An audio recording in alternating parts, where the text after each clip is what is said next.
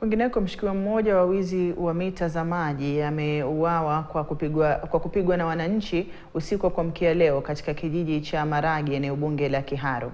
Wakazi waliojawa na ghadhabu wamesema kuwa walimkamata mshukiwa huyo usiku akijaribu kuiba vifaa vya maji, huku wengine watatu wakiwa wametoweka.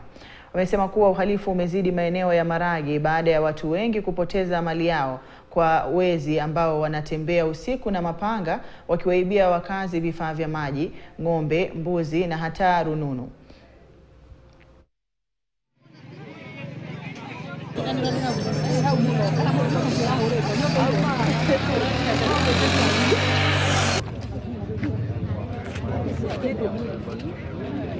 Kuna jamaa mmoja wa huko Gathitha alikuwa ameshikwa usiku kama saa 6 hivi akiiba hiyo tapu ya maji.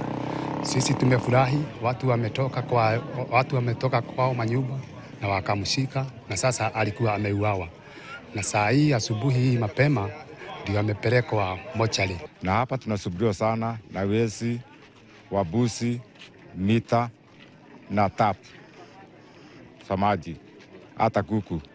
Na sisi kama wananchi hapa tumesema ya kwamba hatutaki hawa vijana wadogo watusumbue. Na tumeungana hapa kwetu pikipiki kuanzia saa 6 usiku. Hatutaki pikipiki masaa hiyo.